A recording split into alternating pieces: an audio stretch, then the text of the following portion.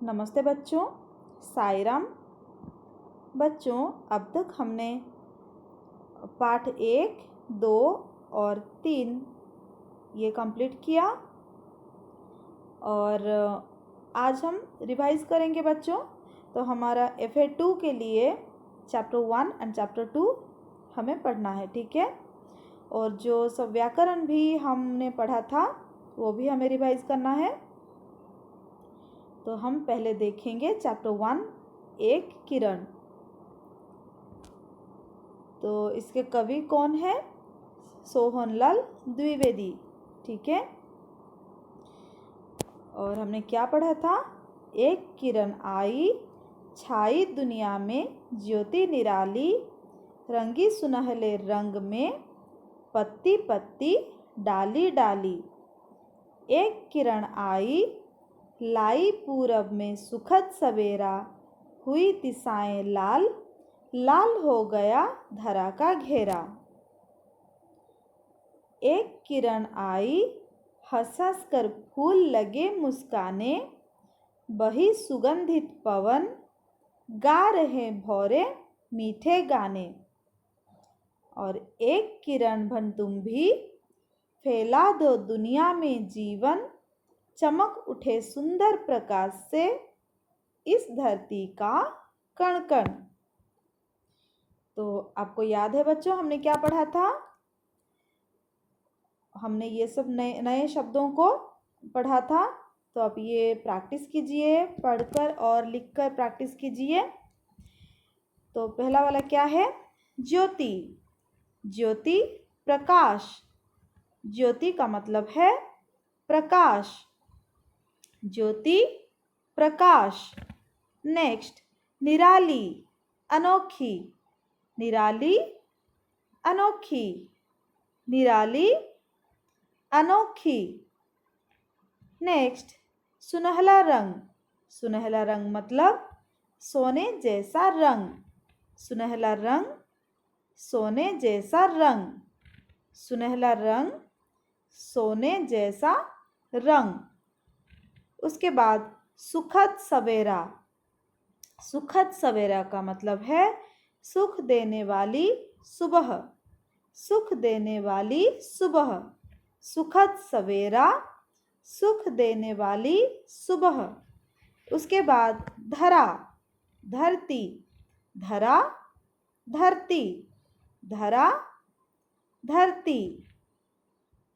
उसके बाद सुगंधित। सुगंधित का मतलब है खुशबूदार। सुगंधित, खुशबूदार। और नेक्स्ट, पवन। पवन क्या है? हवा। पवन हवा। पवन हवा। नेक्स्ट, कण कण। कण कण का मतलब है छोटे से छोटा टुकड़ा। कण कण, छोटे से छोटा टुकड़ा। कण कण, छोटे से छोटा टुकड़ा। उसके बाद ये देखिए, नीचे दिए गए शब्दों के वचन बदलिए। नीचे दिए गए शब्दों के वचन बदलिए। तो एक वचन में है, हमें बहुवचन में लिखना है। फर्स्ट, पत्ती, पत्तियाँ। पत्ती, पत्तियाँ। पत्ती, पत्तियाँ। नेक्स्ट, दिशा, दिशाएं। दिशा, दिशाएं। नेक्स्ट, डाली, डालियाँ। डाली, डालियाँ। डाली, डालियाँ। नेक्स्ट, माला, मालाएं। माला, मालाएं। नेक्स्ट, लड़की, लड़कियाँ। लड़की, लड़कियाँ। लड़की, लड़कियाँ। नेक्स्ट, कविता, कविताएं। कविता, कविताएं। कविता, कविताएं। बच्चों, उसके बाद हमने समान अर्थ वाला शब्द भी पढ़ा था। समान अर्थ वाला शब्द चुनकर टिक लगाइए। समान अर्थ वाला शब्द चुनकर टिक लगाइए। देखिए पहला शब्द है फूल। पहला शब्द क्या है? फूल। और ऑप्शंस में क्या क्या है? खुशबू, कली, पुष्प। खुशबू, कली, पुष्प। और फूल का और एक समान अर्थ वाला शब्द है पुष्प। ठीक है बच्चों। नेक्स्ट, दुनिया। विश्व, भारत, राज्य। विश्व, भारत, राज्य। तो दुनिया का और एक समान अर्थ वाला शब्द है विश्व। दुनिया का और एक समान अर्थ वाला शब्द है विश्व। ठीक है। नेक्स्ट, धरती। धीर, धरा, धारी। धीर, धरा, धारी। और जैसे कि हमें पता है धरती का और एक समान अर्थ वाला शब्द है धरा। ठीक है। धरती का समान अर्थ वाला शब्द है धरा। नेक्स्ट, पवन। पावन, डाली, हवा। पावन, डाली, हवा। और पवन के और एक समान अर्थ वाला शब्द है हवा। नेक्स्ट, प्रकाश। अंशु, रोशनी, प्रातःकाल। तो प्रकाश का समान अर्थ वाला शब्द क्या है? रोशनी। ठीक है। प्रकाश का समान अर्थ वाला शब्द है रोशनी। समझ में आया बच्चों? अभी ये देखिए, शब्द युग्म का अर्थ है जोड़ा। जो शब्द जोड़े में बोले जाते हैं वे शब्द युग्म कहलाते हैं। जैसे धीरे धीरे। तो कविता में से शब्द युग्म छांट कर लिखिए। तो और क्या क्या है? पत्ती पत्ती। नेक्स्ट, डाली डाली। हंस हंस।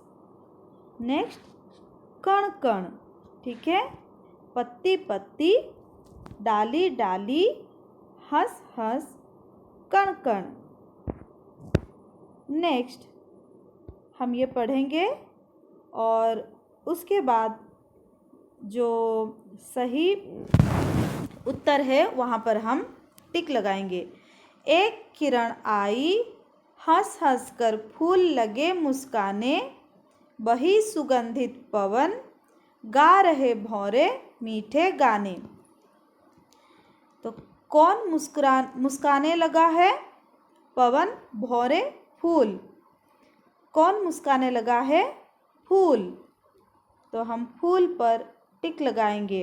उसके बाद कौन मीठे गाने गा रहा है? कौन मीठे गाने गा रहा है? किरण, पवन, भौरे। भौरे मीठे गाने गा रहे हैं तो हम भौरे पर टिक लगाएंगे। उसके बाद नेक्स्ट, सुगंधित शब्द क्या है? सुगंधित शब्द क्या है बच्चों? संज्ञा, विशेषण, सर्वनाम। तो वही सुगंधित पवन हमने पढ़ा था। तो ये विशेषण है। ठीक है। एक पवन का एक गुण है तो ये विशेषण है। वही सुगंधित पवन। तो पवन विशेषण है। और हमने ये क्वेश्चन आंसर्स भी क्लास वर्क में लिखा था। दिए गए प्रश्नों के उत्तर लिखिए। दिए गए प्रश्नों के उत्तर लिखिए। किरण के आने से फूल क्या करने लगे?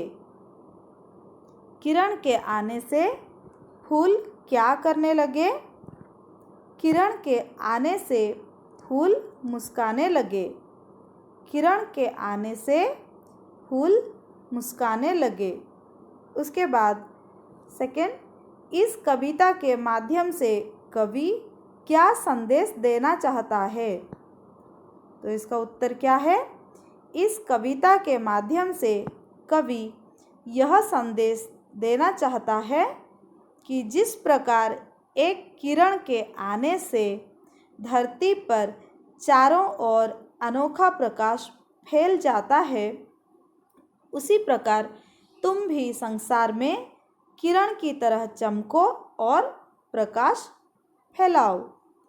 तो तुम भी संसार में किरण की तरह चमको और प्रकाश फैलाओ। तो बच्चों, अभी हम रिवाइज करेंगे चैप्टर 2। और चैप्टर 2 क्या है? हवा में महल। तो हमने ये पढ़ा था और क्लास वर्क भी लिखा था। तो ये कहानी है अकबर और बीरबल की। अकबर जो कि एक राजा थे और बीरबल उनके दरबार में एक दरबारी थे। राजा बीरबल को बहुत पसंद करते थे और इसलिए जो उनके दरबार के बाकी दरबारी बीरबल को पसंद नहीं करते थे और वो सोचते रहते थे कि कैसे उनको फंसाएं। तो इसलिए एक बार उन्होंने राजा के पास जाके उनको शिकायत कर दी और राजा सोचे कि बीरबल की एक परीक्षा लें। ठीक है, तो इनकी नोकझोंक की बहुत सारे कहानियां हैं, ये भी उनमें से एक है। तो राजा बीरबल को बुलाकर बोले कि बीरबल, तुम क्या हवा में एक महल बना सकते हो? तो उनको हवा में एक महल चाहिए था। ठीक है, तो बीरबल कुछ सोच कर बोले, जी जहाँ बना मैं ये कर सकता हूँ। और उसके बाद क्या हुआ आपको पता है, कैसे बीरबल बहेलिया के पास गए और उनसे कुछ तोते देने के लिए बोले। फिर वो तोतों को सिखाए कि चूना लाओ, ईंट लाओ, महल बनाओ, चूना लाओ, ईंट लाओ, महल बनाओ। ठीक है, तो उसके बाद 2 महीने के बाद बीरबल दरबार में आए। तो जब बादशाह ने पूछा कि क्या आपको जो काम दिया गया था ये वो याद है या फिर आप भूल गए? तो बीरबल ने कहा कि जी हजूर, आकाश में महल बनाने के लिए राजगीर और मजदूर पहुंच चुके हैं। यदि आप उनसे मिलना चाहते हैं तो मेरे साथ आ सकते हैं। उसके बाद वो सबको लेकर गए तोतों के पास। तो वो जब दरवाज़ा खोलने के लिए बोले सिपाही को, तो सिपाही ने दरवाज़ा खोल दिया तो सब सारे तोते इधर उधर बैठ गए और चिल्लाने लगे कि चूना लाओ, ईंट लाओ, महल बनाओ, चूना लाओ, ईंट लाओ, महल बनाओ। ठीक है, तो फिर सब हैरान रह गए कि क्या कर रहे हैं बीरबल, ये तोते ऐसे क्यों बोल रहे हैं। फिर राजा समझ गए कि ये बीरबल समस्या का कैसे समाधान कर दिए। ठीक है, जैसे हवा में महल बनाना कभी पॉसिबल नहीं है, तोतों का महल बनाना भी पॉसिबल नहीं है, और जिनको कि वो राजगीर और मजदूर के हिसाब से लाए थे। ठीक है,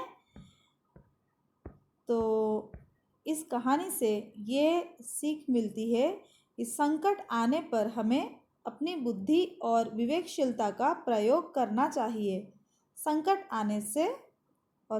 आने पर हमें अपनी बुद्धि और विवेकशीलता का प्रयोग करना चाहिए। तो बच्चों, हमने कुछ नए शब्द भी पढ़ा था, तो आज हम फिर से रिवाइज करेंगे।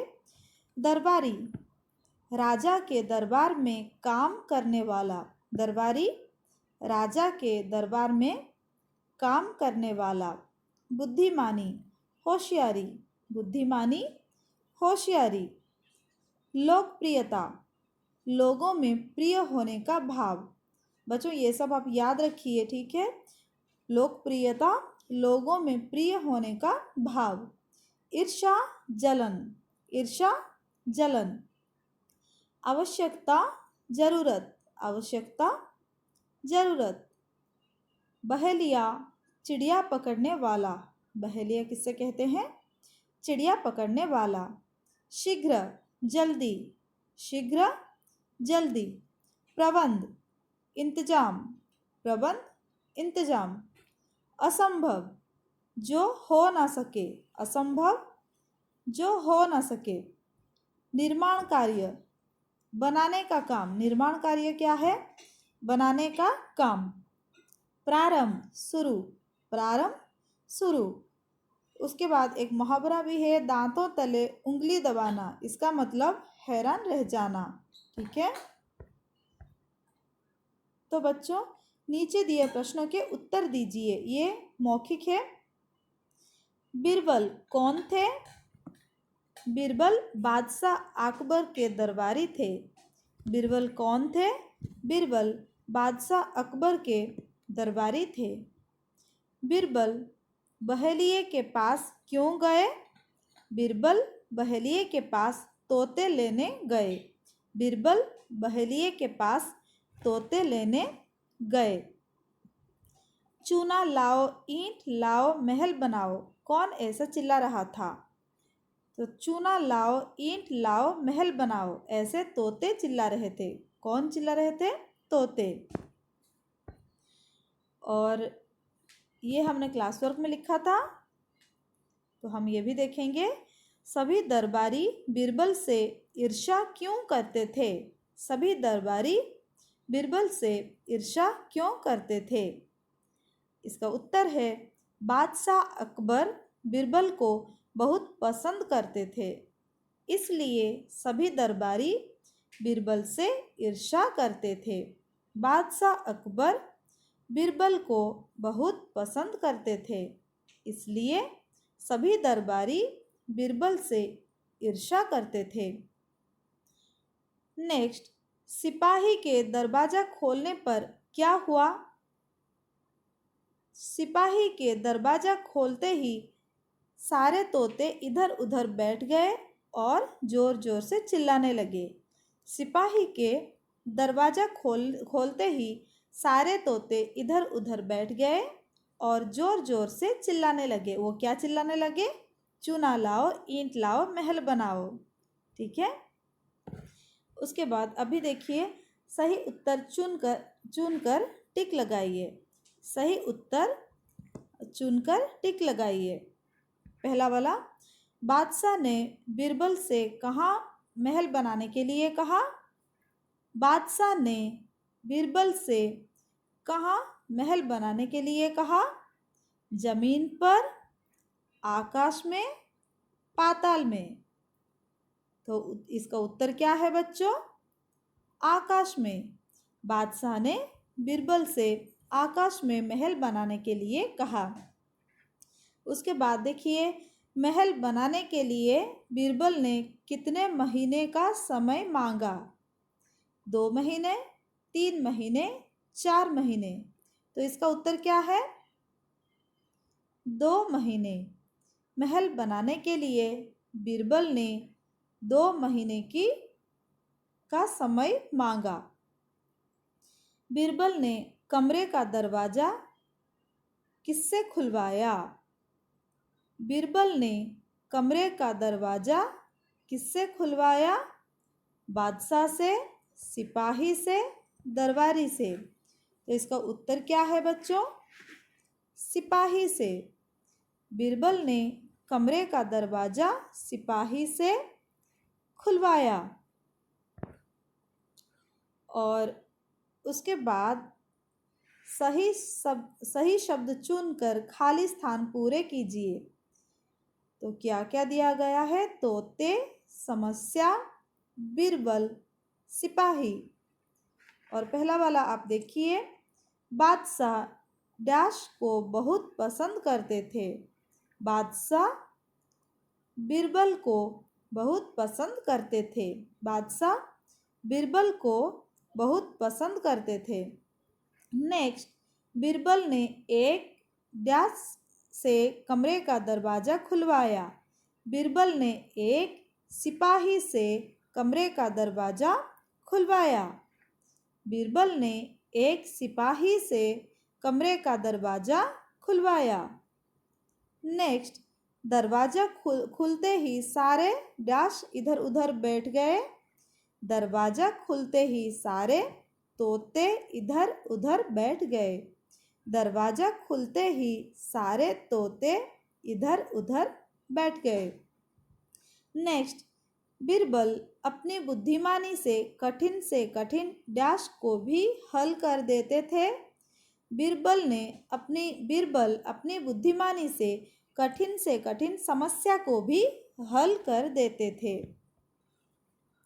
तो और एक बार पढ़ेंगे। बादशाह बीरबल को बहुत पसंद करते थे।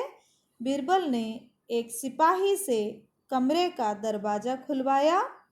दरवाज़ा खुलते ही सारे तोते इधर उधर बैठ गए।